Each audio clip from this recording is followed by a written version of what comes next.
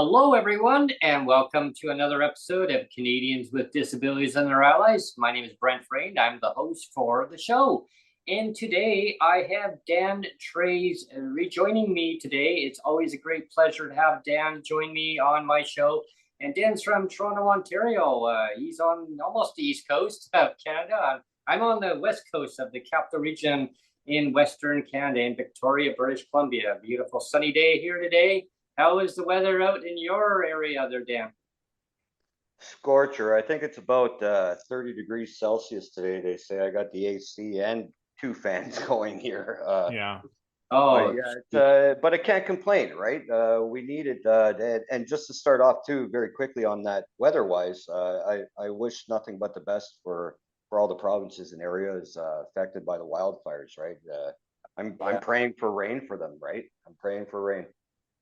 we've only had 16 millimeters of rain in last month, and it was all 15 of those millimeters of rain fell one day in May, and it's just terrible. Like Victoria is just bone dry, like beyond bone dry, and there's no rain in sight. Like there's nothing in sight for who knows how long. And I feel sorry for the people fighting the forest fires right now. It's just raging across a lot of the provinces right now. And I won't really dive too much into all that, but it's I just want people to be careful. Just be careful out there with just human I guess your just carelessness, right? Just be really careful out there because it's bone dry.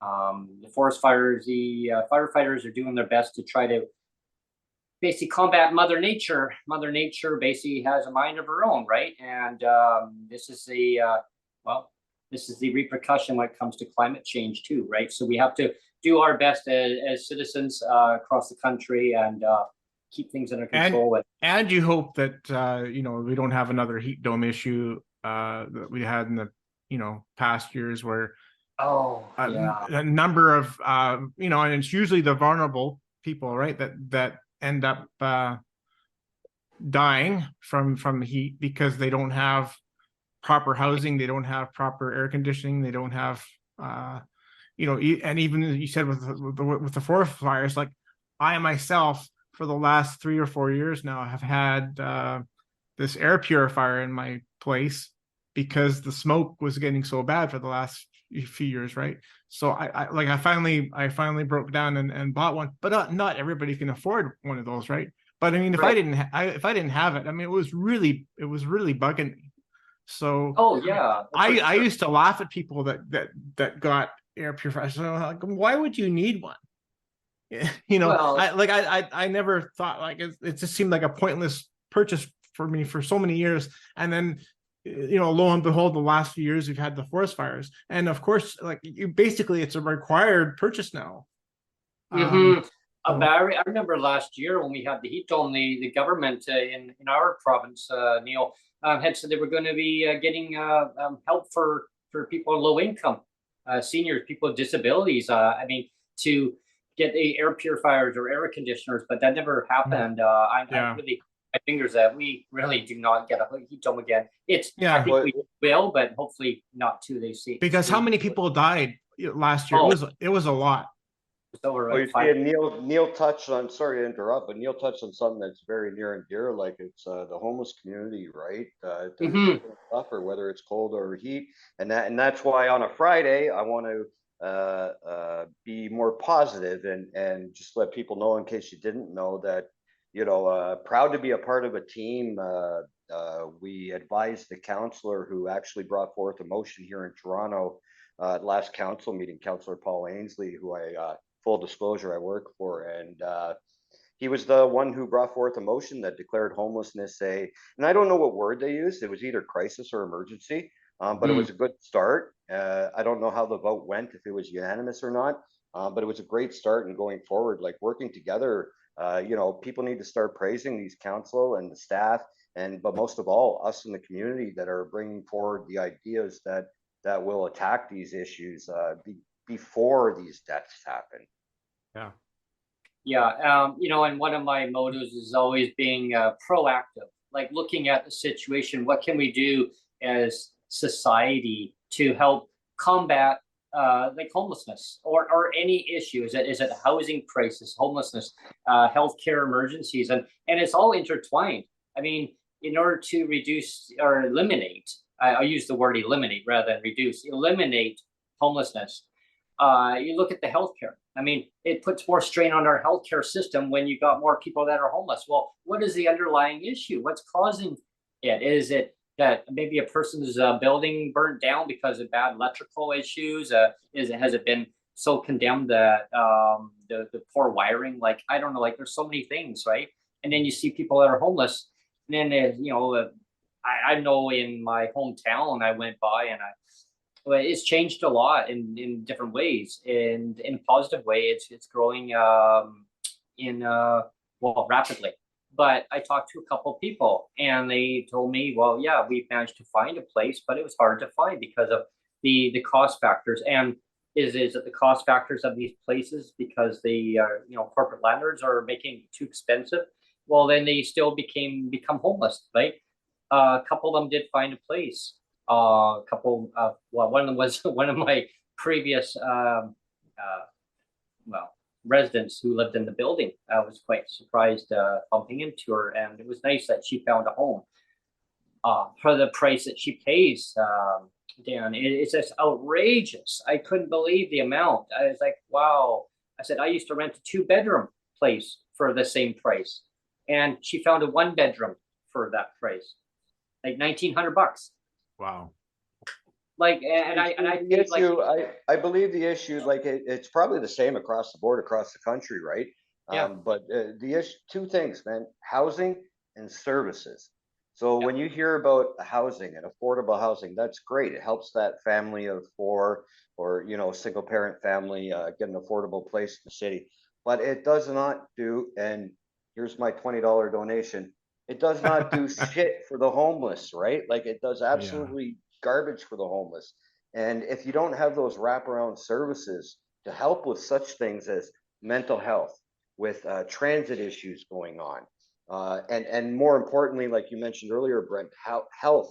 If we can't get these things gelled together, then all we are is a bunch of yelling hot air heads, right? Like we're just a bunch of this, and that does not solve anything as it pertains to actually getting action on the issues, right? And that's where we find ourselves now, and especially here in Toronto. Like, I hate to keep mentioning it, I know you guys are on the west coast there, and I it's know all Canada wide anyway. I mean, exactly. It's all the same, right? Yeah. And that's like here in Toronto, I'm probably going to get fired for saying this, my bad, but we got 102. There's that $20. It's $5 a word, by the way. We got 102 fucking candidates running for mayor, right? How do you possibly, like, we had a debate yesterday canceled, right? And it was canceled on a more serious note because some candidates were actually physically threatened. Thank God they arrested the person and got that. But it's like, we had somebody on the slate to be speaking, and we would have heard from candidates who are lesser known. But now we're not afforded that opportunity. So we got to go based on what media tells us.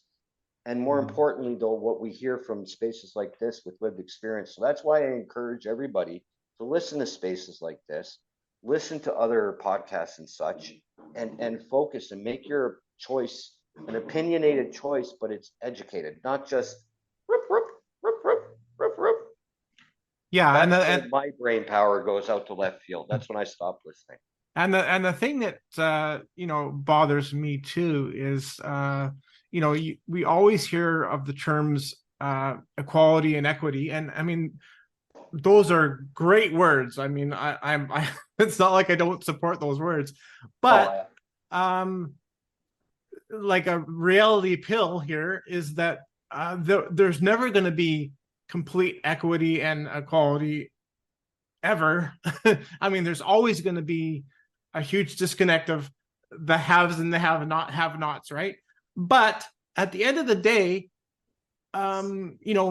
every human life is precious. Like I don't care. Like, yes, there's always going to be inequalities, and there's always going to be nothing's going to be completely equitable, right? But at the end of the day, every friggin' human life is valuable, and it bugs me that when governments and people, I mean, they're not doing it on purpose, I realize, but there's a cost associated with certain people, and they're like, well, this segment of the population isn't worthy. Like they don't have the same value. Like, for example, even at the same level of, like, for example, like you and I on PWD, the governments here, like the provincial government here, thinks that we're not taxpayers, and of course we're taxpayers, right? Like, oh, absolutely. And I mean, the government pays us our PWD, and instead of thinking about that as being money that's being put back into the community, because you and I are going to spend it directly at shops and stuff like that, and grocery stores and restaurants and all that kind of stuff, we're going to spend the money directly. So it's a economy driver, right? But the governments have this in their head that, like, the mindset, the mindset is, people on disability, we're supporting them with our wonderful, like, social assistance that we give them every month, like $1,000 a month or whatever. And it's like, and it's like, isn't that wonderful for us?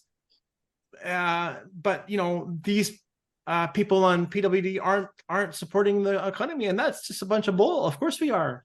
I mean, well, listen, the fact of the matter is this, right? Is that, like, I've been what's known as a scrutineer, and for those that don't know, just very briefly, it's like when you go to the polling stations on election day, do the count for whatever candidate you're there for, yada yada, right? And the fact of the matter is, I don't know about you guys in BC, but here in Ontario, it's just a known fact that people that are low income, people that are living in housing, seniors, the disabled, a lot of them don't vote. And the governments here over the past previous decades have picked up on this, that they don't vote. I went to one polling station that had 407 people in it, okay? 97 people came out to vote. So, like, we need to get the vote out. We need the people to get out and vote and know that your choice actually does matter, right? I used to be one of those guys that sat there and said, why the hell am I going to go waste my time voting, man? One vote's not going to, but it does matter, because you get that one vote times by how many people with disabilities are there in Canada, and then tell me what's going to happen, right? Yeah. I am sick and tired of people complaining, and we should, but complaining about governments like months after an election. Why didn't you get off your, and there goes my $20. Why don't you get off your ass and go vote, right? There's no excuse. In my area here, for example, there's 8 polling stations within a 1-block radius. You cannot tell me you can't find somewhere to go vote. Go vote and try to join your MLAs, join your members of parliament or your MPPs or your councillors, and try to affect change, but go vote, because it's so very important. And there was that buzzword called "crypt the vote." Have you heard that? Crypt the vote. Yes, Yeah. I've heard that many times, and it's so important, Dan, that you mentioned that people get out and vote, because it is, it is your right as a citizen in Canada to vote. I mean, in some places, you don't have that right. I mean, and I'm not using other countries as an example, saying, well, Canada, I mean, not vote. I mean, I mean, you want to see change. I mean, you're right. Every vote counts. And yeah, I used to have that mindset at one time, many years ago, right when I was able to vote. Oh, I used to say to my mom, what's the point? What's the point? They're all going to get what they want. They're going to do what they want. She was right. But if you don't get out and vote, Brent, then your voice doesn't matter. But your voice does matter. If you get a vote to say, this is what I voted, this is who I voted for. And if they're not doing, and this is the point I want to make to everybody watching the podcast, if the representative that you voted for in your constituency, okay, who represents the government, right? MLAs, MPPs, MPs, doesn't matter who they are, city councils, you voted for them, right? So you have to hold them accountable, right? And if they're not doing what you asked them to go and do, then why? Like, you need to now have a communication with them or the staff and say, how can we, as citizens of that community or as the country, how can we work together and make it a better community, better country, or better province, better country altogether? Well, it's like everybody knows, right? Like, this is actually Pride Month, right? And I was just telling somebody yesterday or today, there was a protest going on, a movement going on, an action, whatever you want to call it, right? And it's very important that we have those to get the word out, right? But the fact of the matter is, there was media there, and there was independent journalists there that were covering the story, and they were being blocked from covering it. And now, whether you like that person or not, right? The fact of the matter is that the point of an action or a protest is to get the word out. So if you're going to block somebody from reporting on that, what's the point? Are you really doing it to affect change, or are you doing it to hear your own narrative? So, like you just said, working together going forward like that. I'm sick of hearing it throughout the whole pandemic, but it's the truth. We got to do that, or else whatever you do is redundant and pointless. I hope I used that word correctly. Oh, no, totally. I totally echo what you're saying on that, because it is so important that all parties, people work together. I know certain newscasts are very selective on kind of narrate their own viewpoints of what they want to push out there. But if they want to, it's like silencing. In my view, is like silencing out the ones they don't want to hear from, right? And everyone has a voice, and give or take, if some people are right or wrong, I mean, everyone still has their viewpoints, and they should listen to their viewpoints. And yes, there's always some good parts of each conversation that is important to pick out. So every advocate has their own viewpoints, put it all together, and what do we got? We got some great ideas, and then we work with it from that point. It's like my own narrative I used to say about spaghetti, Dan. You get that pot of spaghetti, right? You throw all the ingredients in. What do you got? Now you got a pretty good spaghetti, but if you got nothing in there, it's like the Bill C-22. You got nothing in there. It's all talk. It's like talk. Well, yeah, you know what? Let's get it done. Let's get the derb out there. And that's the point I want to make today too. Is I want your viewpoint on this, Dan, too. Is okay. So as a lot of people know, they're suffering in this country, right? I get it. I personally, I'm struggling, right? But a lot of people are struggling even worse than I am, right? They're struggling even worse. They're on the street. They got no shelter. They got no home. So they're hoping that Bill C-22, the Canada Disability Benefit, is going to be passed through royal assent. Now, even when it gets passed, they're still going to delay it. They're still going to study and build the framework for a whole year after. And nobody knows how much that's going to be. Nobody knows all the details. I know that the senators are really working hard to try to get this thing passed, but we got the person who's in charge of going around and to the communities promoting accessibility. Well, how do you have accessibility if you don't have the funds to use the accessibility, use transit, better your communities, like getting out there and being involved in your communities? Maybe if you're able to work, be an entrepreneur. Maybe if you want a part-time job, right? But you need all the tools. You need that income in order to do that. So my point is that we need a DERB, which is the Disability Emergency Response Benefit. Now I know someone would say, well, no, you got that right. The response, or is it recovery? But yeah, it's a emergency response money. While they study this or figure out how much they're going to make or put in that bill, is it going to be automatic for people on PWD? All those details are getting worked on, or whatever behind the scenes. What's your viewpoint, Dan? About I'm dirt? just gonna be brutally blunt, right? Yeah. It goes back to what I said earlier, fucking vote, right? Go vote, because these people, think about it. How many motions do we see, whether it be on a federal, provincial, or municipal level, that just get ignored or take like 365,000 years, like this, what is it, C-22 or whatever? Yeah. They have the power to do what they want, and I'm not going to sit here and shit on government. It's like I said, it's Friday. Yeah. Let's keep in a good mood, right? Yeah, But, yeah. like, they have the power to do what they want. They put Yep. in CERB, they put in all these other benefits, but yet when it comes to the disability community and PWDs, whether it be in Ontario or across Canada, how many years has it been? 8 years, something like 8 that. years. What people got to focus on, though, and I know I'm going to get a lot of flack for this, I don't really care. You got to focus on not crumbs, but taking it step by step, because what we got now in this day and age is we got a lot, I wouldn't say too many, a lot of advocacy groups, which are great, but now they're all asking for different things. I don't Yeah. know personally. I've worked in government. I've been a recipient of government funds. And quite frankly, if I didn't have an RGI, I'd probably be homeless again, even with the job that I have. But too often, like, we just got to focus.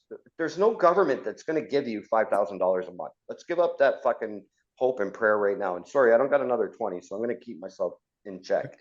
But we got to give that up. So let's focus on what's realistic.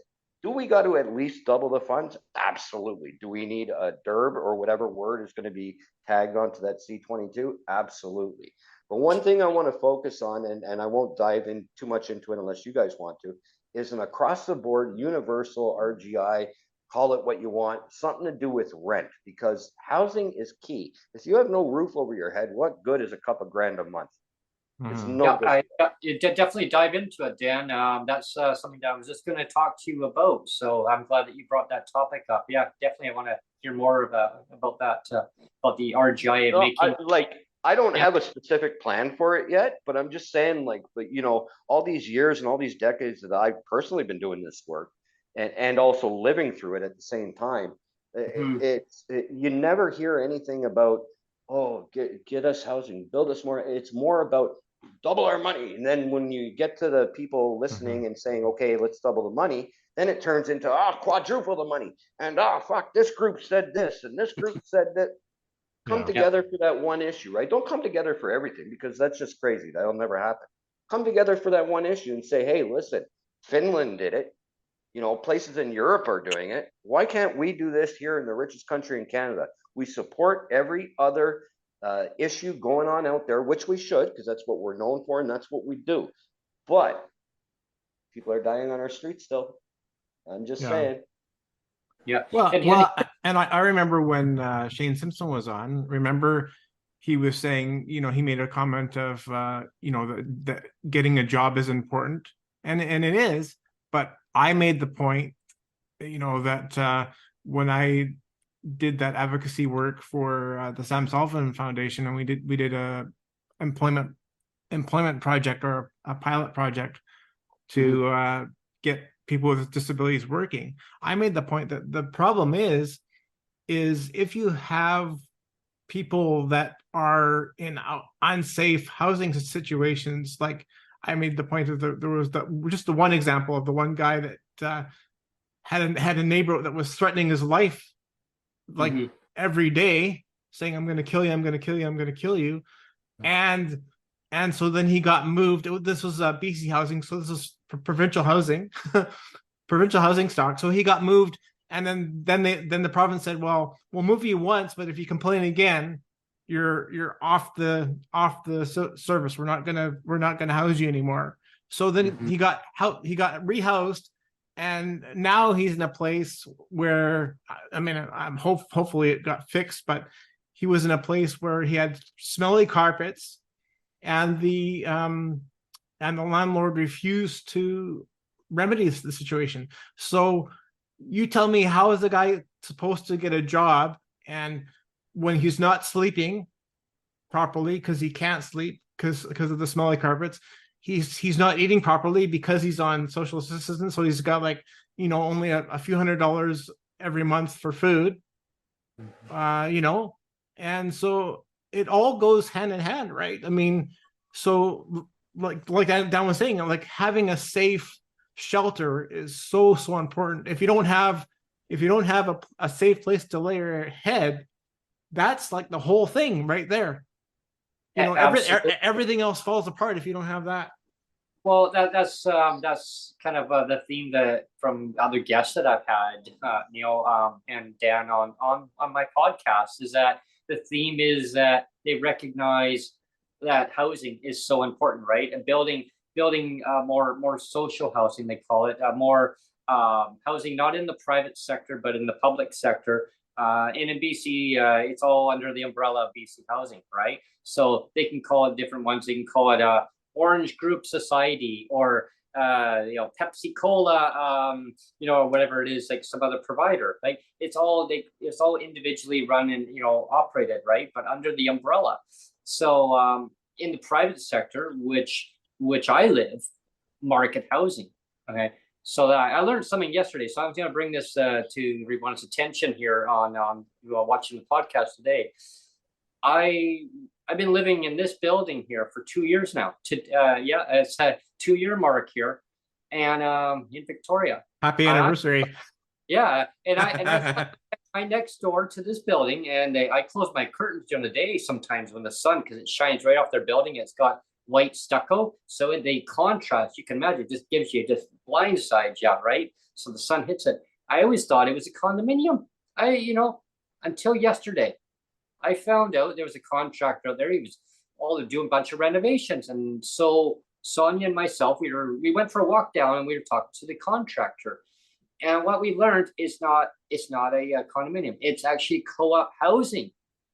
Co-op housing, and we talked about rent. And I said, yeah, I do podcasts, and I was talking to the individual, and he says, well, how much is the rent over there? I told him what we pay, and he says, excuse me. He says, well, no, the ones in this co-op housing, they only pay 30% of their income. They got a hell of a lot more left in money left per month. So the point is exactly what you mentioned, Dan, is that is that people want their income doubled, tripled, or is it that give them cheaper housing, so now they've got more money, they can put it back in the economy, and sure, boost up their income, definitely, most definitely, but now they've got that plus that, and they can put it back into the economy, maybe be an entrepreneur if they're able to do something for themselves, if they're able to do a part-time job, if they can. If they can't, well, at least now they've got more money, because not everybody is able to work, but if they can, great. If they can't, they've now got more money, they put it back in the economy, they're taxpayers because they pay taxes. Well, we definitely need a combination of both, right? Obviously, people need more money because, the rate of inflation that's been going on in the past couple of decades. Oh, absolutely. I'm not a pro or anything, but as far as I can see, it's out of control.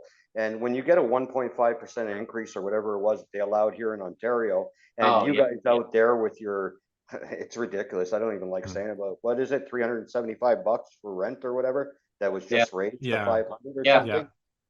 We got, I don't know about you guys out there in BC and across the country at other areas, but we here in Ontario, and here in Toronto actually, is something called the Section 37 funds. And long story short, so I don't put your viewers to sleep, what it basically is when the city talks with and is in discussions with developers, there's funds there to build a park, to build amenities, to add to this, that, and the other. What we also have is a bare minimum of what they have to are supposed to put through for housing. So what we need is like people coming to the table and giving deputations and saying like enough's enough, right? We have a Section 37 fund thing in Toronto. Use it to build units for people that have been waiting on the list. We got 84,000 or 86,000 people on the housing waiting list here, right? Like we got to learn how to properly diversify our portfolio. Like some people talk about, use public lands to build housing on and have people build it and operate it that are actually going to be living there, right? There's so many talented people out there that would do this, right?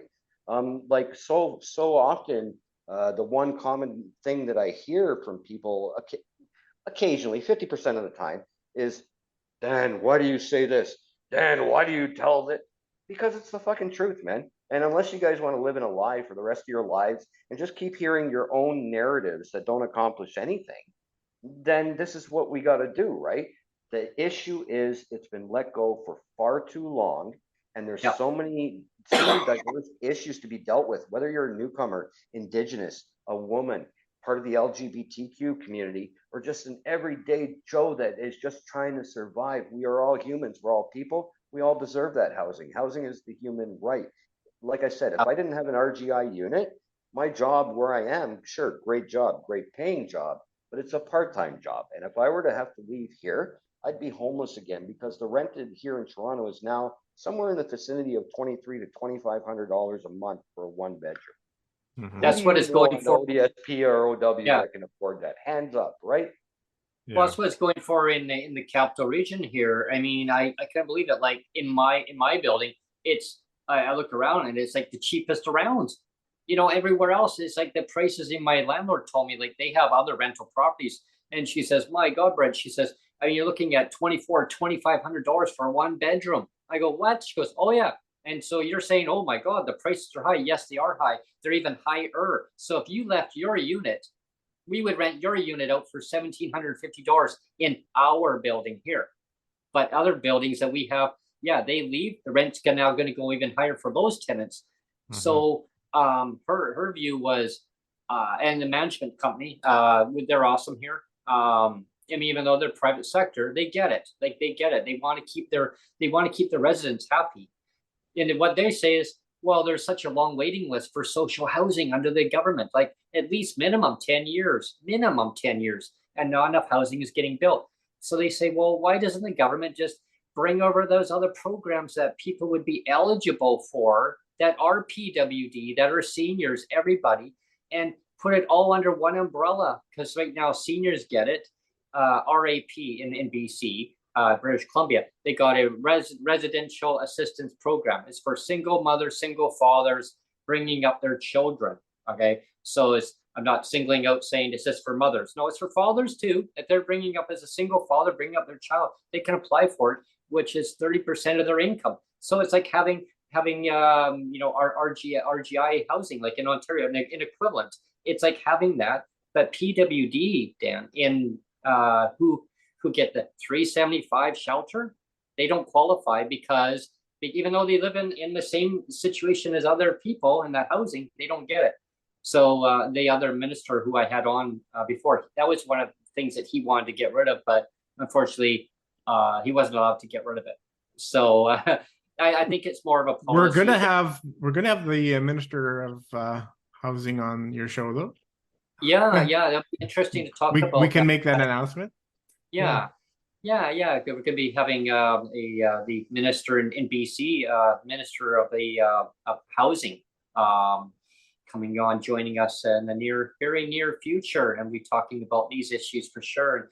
But definitely about the housing. I still strongly like to keep advocating for that, is extending those programs to help people in the market housing, paying high market rents, so that they all can now have the same situation other people in subsidized housing do, where they can now have more money to put back in, and they can better their lives and eat healthy foods and put less strain on the healthcare system. Because if you're not healthy, you're going to put more strain on the healthcare system.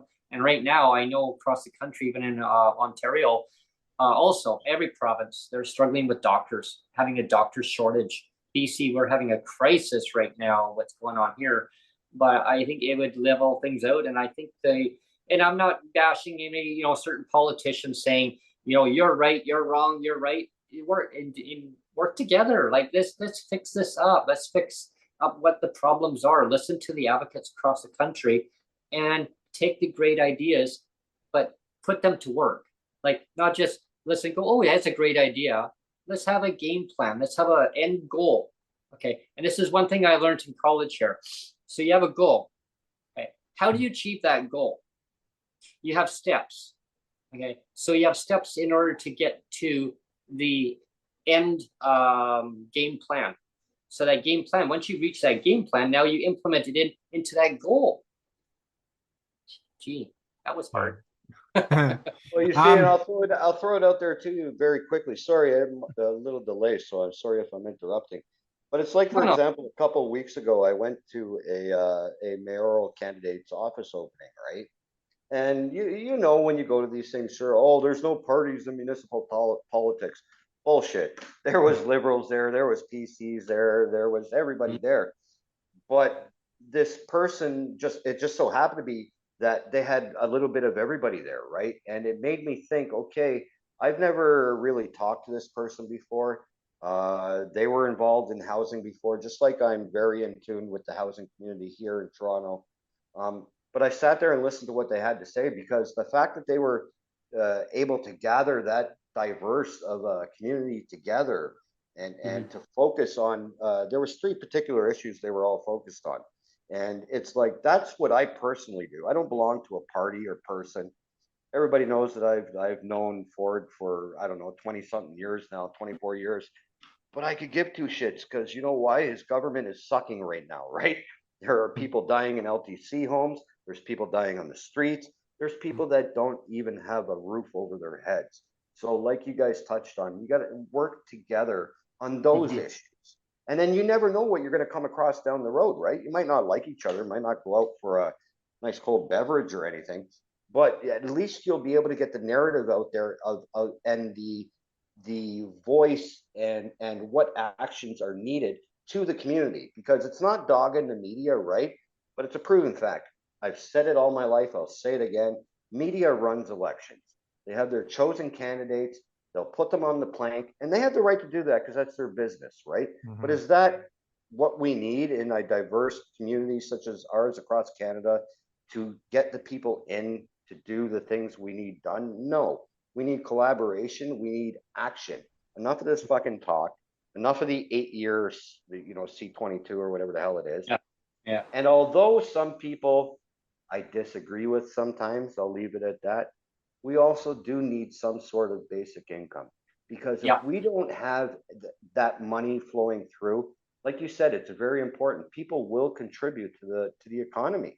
People will be buying their mobility devices. People will be buying better food. I just went to the fruit market the other day and was so proud. I think I made a stupid video on YouTube, but I was so proud because I was able to only spend like, I don't know, 15 bucks. But I got everything I needed for the month to keep me healthy, whether it be fruits, bananas, blueberries, whatever, right? If people don't have that option, what the bleep are they going to do, right? What are they going to do? Yeah, that's exactly it, Dan, is if you don't have all the tools in order to make it happen. So meaning tools, having the resources, right? And that comes down to, accessibility too. So that'll be another topic that I'm going to be diving into in just a moment with you, is about accessibility. Now, there's a narrative out here. They're pushing about accessibility. Well, that's great. I'm all for it. Transportation. Yeah, that's great. Okay, but you need all the fundamental parts in place first. You need your housing, you need your income to go with it in order for accessibility to work. So is it that you give people enough money so that now they can use the transit, they can be more accessible on the transit? You give them, here a bus pass, or you can have a bus pass, or you can have your income. You can have a choice. Oh, if you have your transportation, you just don't get that extra income. So it's, before, once upon a time in BC, you used to have one bus pass. You pay one fee, you have it unlimited travel throughout the year. Now, imagine that. Yeah, but there was a different administration at the time, and it was changed because a handful of people said, "This is what we want. It works better in our community." Well, this changed the whole system, right? Okay, and poof, it changes to a pink unicorn. Yeah, and then another pink unicorn running around. And then the other administration comes in and said they couldn't put it back together because the other one dismantled the computer operating system. Now, people that know me know that I've been playing with computers since I was a kid, right? I used to do programming. I used to use DOS, right? Batch files, right? And trust me, it's not difficult. It's really not difficult to actually implement that back in, right? And so I thought, okay, I'm going to call their bluff. I was ticked off. I was, part of my language, I was pissed off when I heard that announcement. I thought, are you kidding me? I thought, no, So I went over to Best Buy Mobile. I went to the Geek Squad. They call it the Geek Squad, yeah. So, and I went over to some other computer shops, another guy who I know who ran this one business. And he says, Brent, he says, it's not hard. It's not hard. You copy paste, right? They got one for seniors already. This is the seniors programs one's going. No problem there. Hey, you're 65 plus, you get to have an annual bus pass. You don't have to opt in, opt out. Hey, have the cash or not. But Brent, it was the only computer that they had, and I they know. dismantled it. So, I know. You know, it's gone. So they Commodore can't rebuild it. 64, It's let's go. impossible.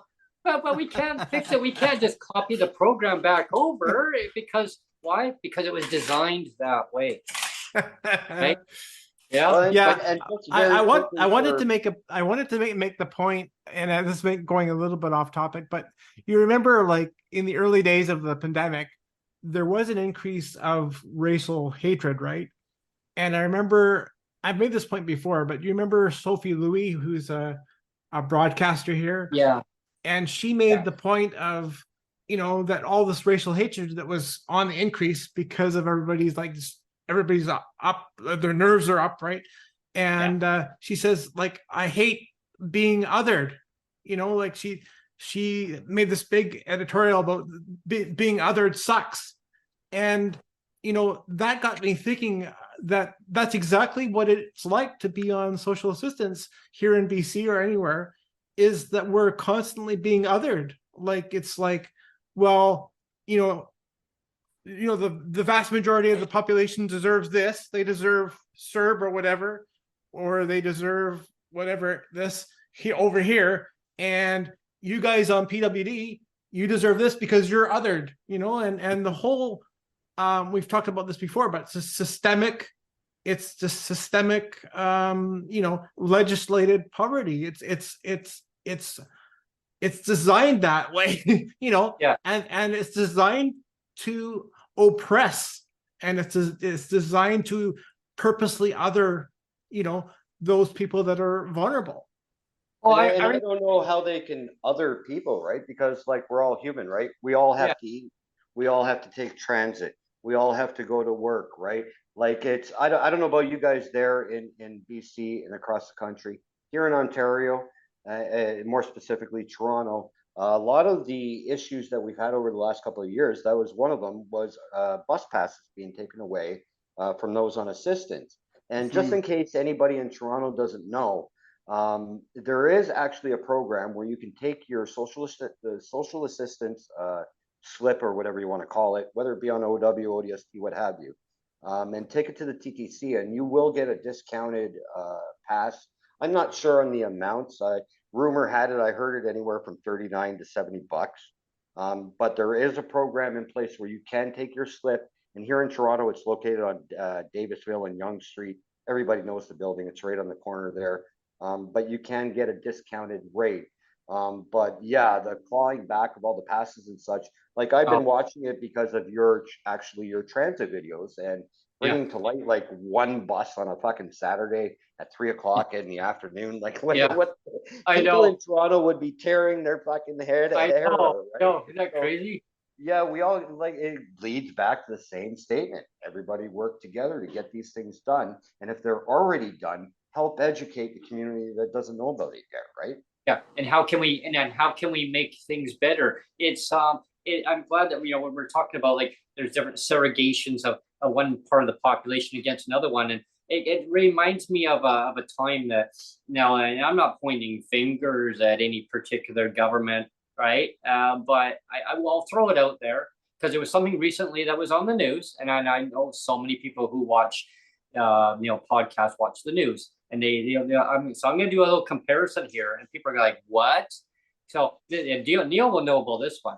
Remember when we had the previous administration and they talk about third world country, how PWD rates were. I mean, you should be grateful that you know, as a third world country, that you don't live in Nicaragua. Mr. Coleman. Right now, fast forward to just recently. There was something that was in Kelowna, British Columbia, that there was a opposition, right, party member, and you know, I throw it out there. People go like, "Oh my God, It was something that he was said that, oh my God, how can this be happening in Kelowna? How can this be happening in Kelowna, British Columbia, all the tent cities? And he mentioned about third world country. And it reminded me of Mr. Coleman when he said that. He got backlash really, really bad at that. And I'm really shocked when I heard that going forward just recently. And I'll throw it out there, Mr. Pierre Pelev, right?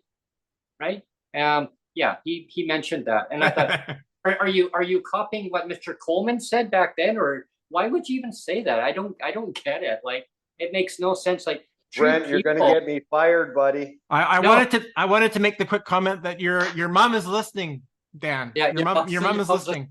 I got a text from her saying that she's been listening since the beginning. So there you go. You know what the cool part about that is? And sure, call it what you want, pat on the back. I talk to everybody like this. Everybody knows me like this. So where you have others online who are just spitting their own narrative for the sake of spitting their own narrative. Yeah.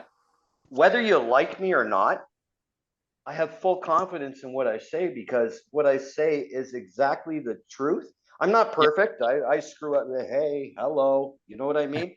I'm not perfect, but I have full confidence where before I would say, oh my God, my mom's here. I'd like to thank you for coming to Sunday school. Nah, I have full confidence to say what I want, because the things that I spit are the truth. And we need that in the community for people like my mom or your Sonia's family, or even your son growing up there, Neil, to understand the truth about what's going on. Because if we keep sugarcoating it, we're going to end up in the same position 75 years from now, right? So right on. And Ma, I only did it 4 times, I think. I'll try not to swear. Hi, Dan's mom. Hi, Dan's mom.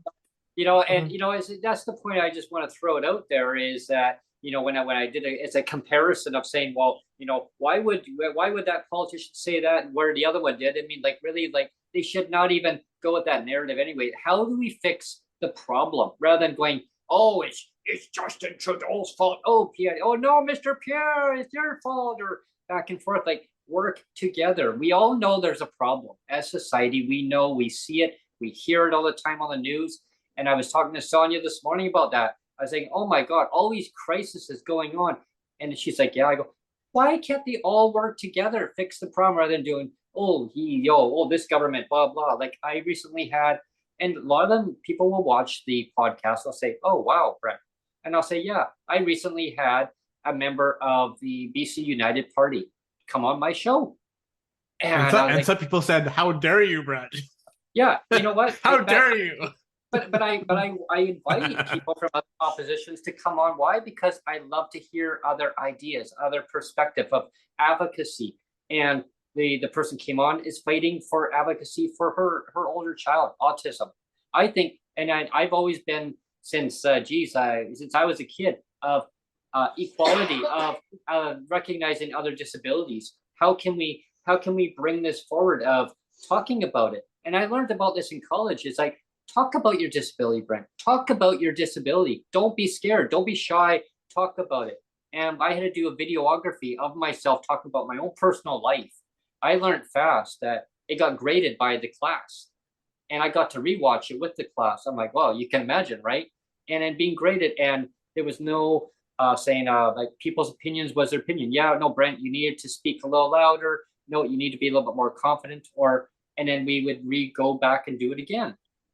And it wasn't all about myself, and I'm not praising myself, but it was all about recognizing of who you are and knowing that what you say is important, and speaking up for what you believe in. And if you believe in what you believe in, then other advocates are going to say, hey, that's a great idea. Maybe we can all work together in one way or another, rather than pushing each other down and going, no, my idea is better than your idea, and just as an example, like, for example, the other day, I don't know if you guys are aware, well, you guys probably are because you're right next door, but it was the Alberta elections, right? And I was part, and this is the only plug I'll make, True North Eager Beaver podcast. You guys got to check it out. It's every weekday morning, 7 a.m. Eastern. So, but you can check it online as you would Neil Matheson one for your shows. Coffee time. There you go. Okay, Brent- coffee time. But I'm Neil Matheson on Twitter, but I'm Neil Matheson 1 on Twitter, but I'm just Neil Matheson if you look up me on YouTube. Yeah. Yeah. Okay, cool. So the Neil Matheson on there, but it was about, like, I personally, I know a little bit about politics across the country. I think Danielle Smith is a total idiot, but I was willing to listen to this podcast, right? Because I knew the people that were there were going to be putting out the truth. And part of learning is listening, right? It's one of the most important parts. And I know that I act a fool sometimes, and a lot of people might be laughing right now, but you got to listen, right? So I listened to that podcast till 3 o'clock in the morning, our time. And it wasn't because I was benefiting off of it or anything. It was because when I talk to people, I want to know what I'm talking about. And if I'm going to get involved in the community, I better understand that community. So like you said, we've said 50,000 times, work together, do your own little, I don't know what you want to call it, investigations, whatever. Like, watch whatever suits your needs and your wants, and then make your informed decision as to how we should go down the road. Because this constant back and forth does nothing for nobody. So there you go. If people want to make an informed decision, listen to Brent. And that it's the truth. You know why? Because you guys are honest about and I'm not just blowing smoke up your ass. And for everybody else that's listening, I'm not a paid spokesperson or anything. They don't care about me. I don't care about them, other than what we're trying to accomplish as a whole, as a country. And the reason why I listen to people like you guys here on your channels, and the people that I listen to over at criermedia.com or .co, whatever it is because they're honest and upfront about it. And that's the type of people that I want to take, not my advice, but my knowledge from, and then base my own opinion and speak out like this and feel confidence. Like I said, even in front of my own mother, to feel confidence that I can speak on these issues, and anything anybody else says is not going to upset me. And it's taken a while to get there, and it takes some time, but Dan's doing good there. He's Dan's 85% good. Well, he's good. He's great. Just see, and then I got my H2O right here. That's yeah, mine's kind of yellow. My bad.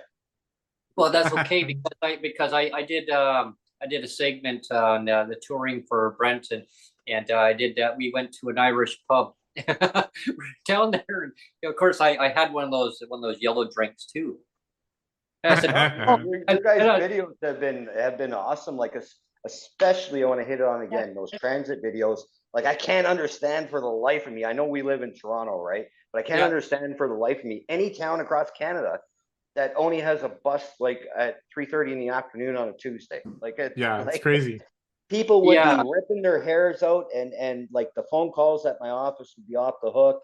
And it's just, we got to come together and make us as one. Nothing is going to be perfect. The people that get things in Toronto aren't going to be the same things that you get up in Northern Ontario, what have you. But we have to work together to try to, because the constant bickering is just, I don't know, horse poo-poo. Yeah, I mean, you look at a community from, Canada's, British Columbia's, top city here, and in Victoria, you can't go from here. During the daytime. So like today's Friday. So if I wanted to go to Duncan, I could jump on the rush hour bus. I think it's at 3:45. It's the first one going out. I can get to Duncan. I can't get back. Like, literally, I could go there like late this afternoon. I couldn't get back. Unless I wanted to wait till tomorrow, I could come back on a Saturday, and that's the only day you come back. Or I can go on a Saturday and go there and get back. I have to go on the first bus, which then would make me come back on the last bus back. It's all messed up. Like, Sonia's parents are just they're beyond like mad. Like, I don't even bring up a topic with them hardly, because they get beyond mad. Like, they said, it makes no logical sense, Brent. No logical sense.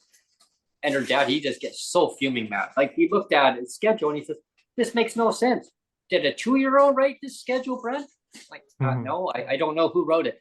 Well, it makes me happy, and it also makes me sick at the same time, because where I live, anybody that knows Toronto, I'm right in Midtown Toronto, right? I'm a 2-minute walk from getting to the subway, which will take me to downtown Toronto Union, wherever I want to go, Hall of Fame, Rogers Center, whatever they call the Leafs place now, Scotiabank or whatever. Like I can get to all that in 5 minutes. Oh, But wow. there's people that live just north of me that can't afford to get on, whether it be TTC or GO, and all they get to explore is the Lawrence Allen Square. Like, come on, man, we got come together, right? Help each other. Yeah. Well, it's called about accessibility. It's about inclusion, and I don't like the word inclusion too much, but it's about making it so that accessible, so everybody can get around. There should be no reason why people can't get from point A to point B. Oh, you got to wait to get to point A to point B, but you got to wait for who knows how long. It's like for here with the ferry. Yeah, I'm unfortunate where I can get down to it now. This is the hurdle I had going on our adventure when we left. So Dan, I phoned up the transit and I said, I'm looking at my GPS on Google, and then I'm saying, well, I know how to get there. I mean, I've taken the trip many times. So Google saying, no, can't get there. What? No, the first bus, and tell me to go down some other road. Well, no, I got a bus stop right outside the door here. Well, why it's telling me that is because the timing doesn't match up, because you can't get down on the first bus out to get to the ferry terminal. So I'm on a main bus route, and they don't run until after the first ferry goes. You can get down there on the second ferry every 2 hours, not the first one. And I need to get down so that I could, when we had to go up for Sonia's medical appointment at the hospital, which I did the broadcasting from outside the cafeteria there. But upcoming next on Communities with Disabilities. You better buy her good gifts on Valentine's Day, brother, because she puts up with a lot of shit from you, eh? Oh yeah. And so I did the broadcast from there, but it was frustrating trying to get down on the first bus. So I had to take a cab. I had to phone the transit. And so BC Transit. I'm like, I need to go, hi, I'm from this point, I need to get down to Swartz Bay Ferry Terminal. Okay, what time are you going? Well, the first ferry. Oh, let me look here. Yeah, could you make it downtown, Douglas? I go, I'm up on Fort. Okay, could you get down there? I go, yeah, it's about a half hour walk, maybe 40 minutes. Oh, okay. I go, right, that doesn't work for me. Okay, I don't know what you want me to do about it. You don't know what you want me to do about it? That was what the response I got. Like, people, like, that's what I'm hearing. They don't know what to do. So I said, well, do you have any suggestions? I don't know. Walk, take a cab. So, but I got transit. I can't use it. Yeah, I'm not sure what you want me to how to answer that. How to answer? I go, well, make it so that it's accessible so I can use transit. I'm on a main bus route. I mean, am I going to pull luggage all the way downtown? I mean, Sonia is having medical, some things that she's working on. The last thing she needs to do is be pulling luggage all the way down. Yeah. Or am I going to throw it over my shoulder and carry all this stuff with me and be superhero? I mean, and that shouldn't be that way. And again, that's what I mean, that we need to, as society, as governments, local government, provincial, federal, work together and make it a better transportation network so that it doesn't matter where you are in the country, West Coast, prairies, your central, Ontario, Maritimes, East Coast, doesn't matter where it is. Listen to your citizens, listen to what their needs are, focus on transportation, accessibility, what works good for them.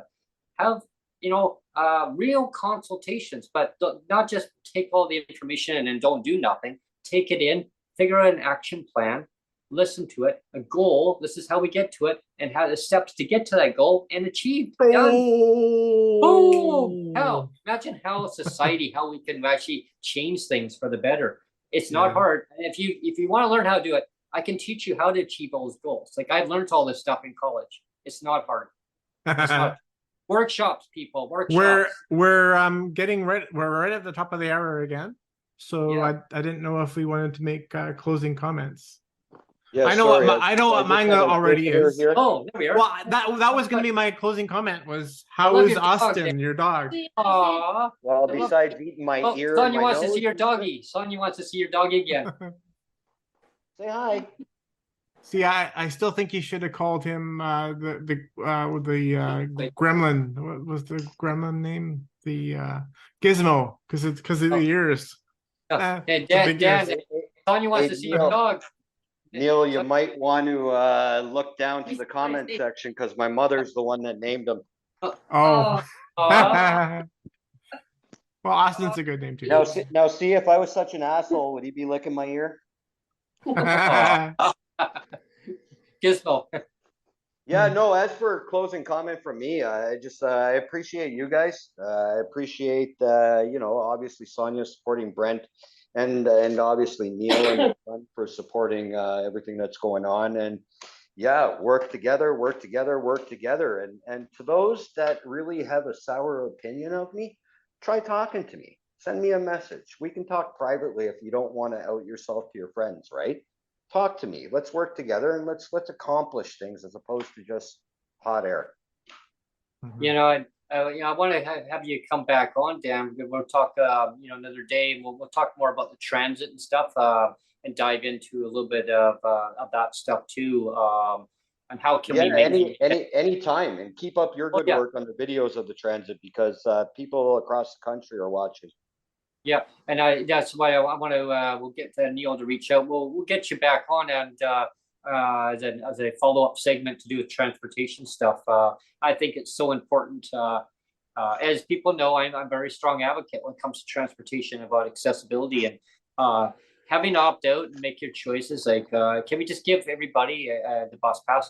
And the reason why, and next segment we'll talk more about this, Dan. But my closing statement is, your tax dollars are paying for this transportation, right? You got in BC, I don't know about Ontario, but we got a transit levy in our hydro. Transit levy. What does that pay for? What does that say? Transit, right? So you're paying for that. Without keeping you guys here for another hour, here in Toronto, the TTC is actually 80% funded from the fare box. Right. Wow, that's impressive. I don't know actually, the levies you talk about.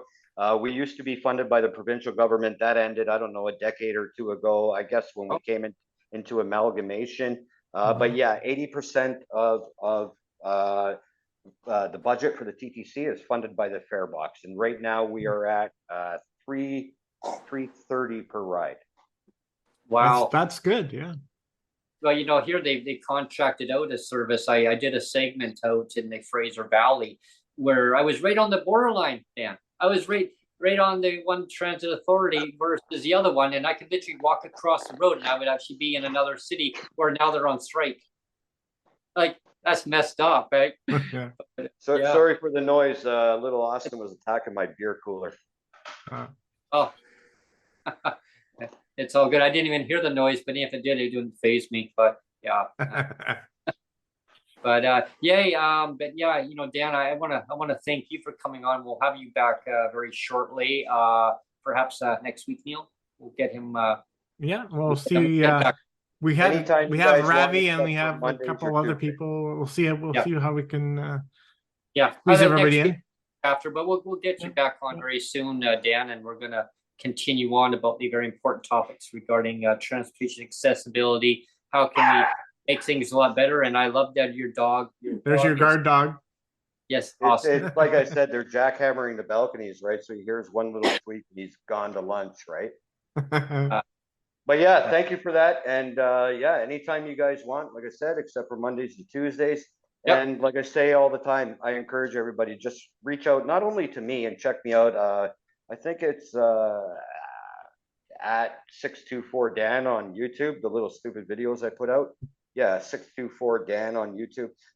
But it's not about me, it's about us, right? So anything I could do to help or educate, I'm there for you guys, no problem.